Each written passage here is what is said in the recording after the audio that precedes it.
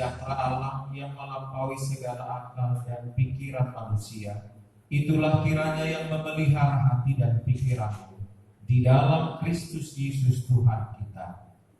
Amin. Silakan duduk saudara-saudara kasih. Shalom bagi kita semuanya.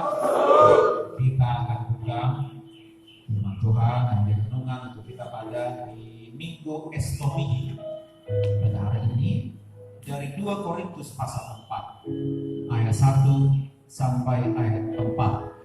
2 Korintus pasal 4 ayat 1 hingga ayatnya yang keempat.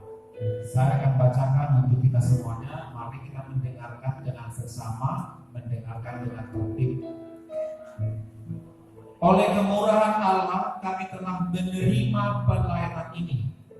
Karena itu kami tidak tawar hati, tetapi kami menolak segala perbuatan tersembunyi yang memalukan.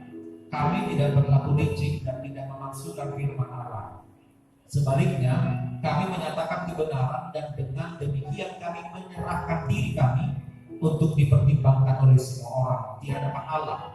Jika Injil yang kami beritakan masih tertutup juga, maka ia tertutup untuk mereka yang akan binasa, yaitu orang-orang yang tidak percaya, yang pikirannya telah dibutakan oleh ilah zaman ini, sehingga mereka tidak melihat cahaya Injil tentang kemuliaan Kristus yang adalah gambaran Allah.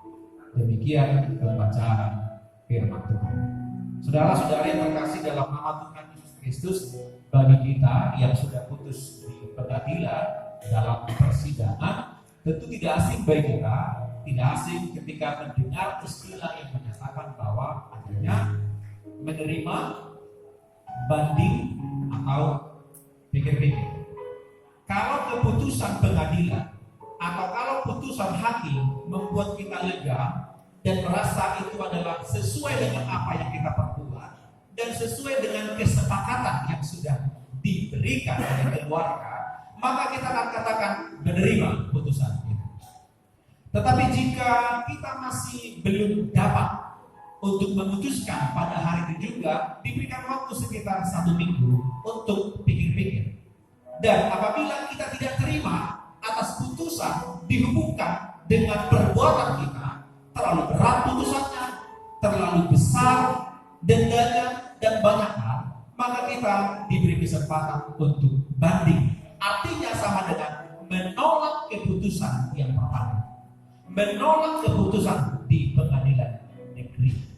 Jika ada istilah dalam bahasa Inggris take and give, memberi dan menerima, maka dalam hal ini akan muncul istilah dalam bahasa Inggris take and reject. Menerima dan menolak. Menerima sesuatu dengan senang hati atau menolak mentah-mentah segala sesuatu yang diberikan kepada kita. Tergantung kebutuhan kita. Tergantung bagaimana kita mau menerima sesuatu yang diberikan kepada kita. Kalau itu sesuai dengan pilihan kita, yang memuaskan kita, yang membuat kita lega, yang membuat kita senang dalam kehidupan ini, maka kita pasti akan menerima. Sebaliknya, jika hal itu tidak kita senangi, maka kita pasti menolak segala sesuatu yang diberikan kepada kita. Karena hidup kita, pribadi lepas pribadi, siapapun kita pasti senang jika ada zatnya, jika ada keuntungannya, jika ada manfaatnya bagi kita, kita akan terima itu. Tapi jika tidak ada keuntungan dan manfaat bagi kita, maka kita akan tolak, bahkan menolak mentah-mentah. Dan itu normal, itu manusiawi, itu lumrah bagi warga jemaat ketika diberitahukan oleh pengurus gereja untuk tidak lasak dalam mendengarkan firman Tuhan. Kalau kita rasa itu benar, kita akan terima. Tapi kalau kita merasa nggak ada itu, kita akan tolak. Sehingga muncullah orang warga binaan yang lasak dalam pelayanan, dalam peribadahan setiap hari tempat ini. Menerima lamaran orang yang dicintai. Ketika ada orang yang melamar atau menimba seseorang, kalau memang dia suka, aku menerima. Tapi ketika dia tidak suka, dia akan maaf, aku belum bisa menerima engkau apa adanya. Menerima kebebasan cepat-cepat. Siapapun kita akan mau menerima itu. Jika ada pengumuman besok akan diberikan kebebasan kepada orang yang mau menerima, maka kita nomor satu untuk mendaftarkan diri. Aku mau bebas cepat. Dan menolak adanya pesta jika kita melakukan perbuatan yang lain. Sebagai pelayan Tuhan, Paulus dalam perikop ini juga menganut sistem prinsip menerima dan menolak. Sebagai pelayan Tuhan, pemberita Injil, Paulus tahu, menyadari, memahami bahwa ketika dia memilih untuk menjadi pelayan Tuhan, dia sadar bahwa akan ada resiko yang dia tanggung. Ketika warga binaan belum bisa menerima firman Tuhan saat ini, menenangkan dirinya untuk tidak berbincang-bincang. Paulus dalam perikop ini pun tahu sebenarnya, ketika aku menjadi pemberita firman Tuhan, akan ada banyak menolak aku. Akan ada banyak yang tidak mendengarkan suara firman Tuhan yang kuberitakan. Paulus dan rekan-rekannya dalam pelayan firman juga menyadari bahwa ketika aku memilih menjadi hamba Tuhan, melayani Tuhan seumur hidupku, aku akan disebut sebagai nabi-nabi palsu. Aku akan mendapat ancaman, penolakan dari banyak orang, tidak mau mendengar firman Tuhan. Penolakan terjadi di mana-mana. Tetapi mereka tidak tawar hati. Mereka tidak gentar. Mereka tidak menyerah. Bahkan sebaliknya mereka mengatakan, kami menerima pelayanan ini, tapi sekaligus menolak kalau ada cobaan, kalau ada pikiran-pikiran jahat, kalau ada motif-motif yang menguntungkan diri kami, tapi merugikan jemaat agar mendengar firman Tuhan. Sebagai pelayan, mereka menerima resiko yang harus mereka tanggung, sekaligus menolak jika ada tawaran untuk mereka berbuat yang tidak. Mereka menerima hal-hal yang terberat sekalipun, sekaligus mereka menolak perbuatan-perbuatan yang berpura-pura, perbuatan-perbuatan yang penuh dengan dusta, kebohongan. Bagi mereka, Injil harus diberitakan, firman Tuhan harus dinyatakan, baik atau tidak baik waktunya. Bagi mereka ayat 3, jika Injil yang kami beritakan masih tidak diterima, maka Injil itu tidak akan menyelamatkan mereka, malah akan membuat mereka binasa.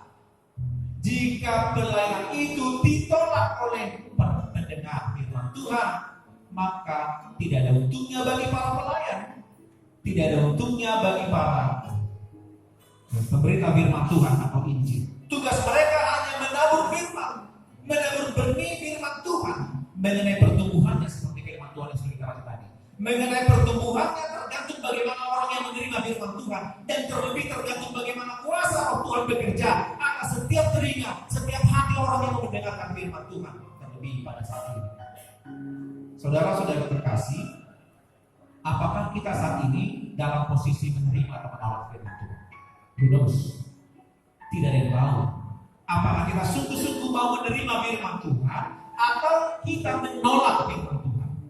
Apapun alasannya, kita memiliki prinsip masing-masing. Menerima atau menolak, bisa saja kita menerima, atau dengan berpura-pura menerima atau menolak, tapi sebenarnya tidak pernah mau menerima. Yang pasti, pada saat itu kita sudah menerima anugerah Tuhan.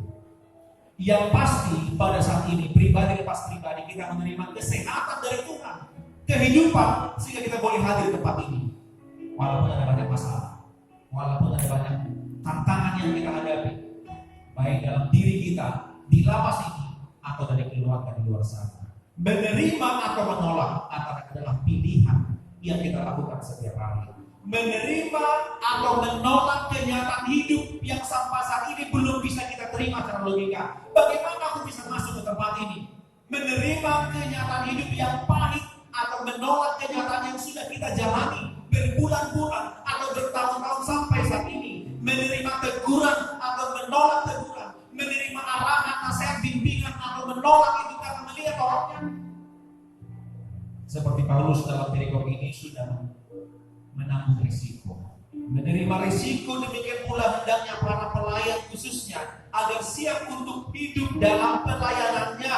Apapun kendalamu, apapun kendalaku sebagai pelayan, tetap bertahan sebagai pelayan yang terus melayani. Bukan hanya melayani dalam 1 jam, tapi terus melayani. Bukan menjadi pelayan yang hanya pelayan ketika ada tugas pelayanan. Tapi dimanapun kita berada, duduk di belakang, di tengah atau di depan, atau bahkan tidak melayani pada hari ini, tunjukkan teladan bahwa kita adalah seorang pelayan. Terimalah pelayanan dengan senang hati dan tidak dengan tawar hati. Terlebih panitia yang sudah dilantik pada hari ini, terimalah tugas pelayananmu dan tunaikanlah itu dengan tanggung jawab, penuh dengan tanggung jawab. Sadar bahwa di tengah-tengah pelayanan nanti kepanitiaan,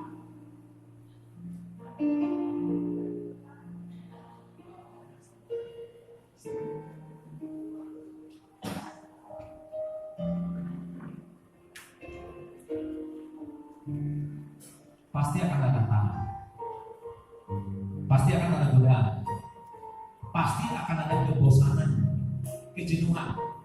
Tapi sesuai firman Tuhan, teruslah menerima tantangan, terus menerima risiko itu, dan jangan menerima hal-hal yang tidak baik. Tolaklah hal-hal yang jahat.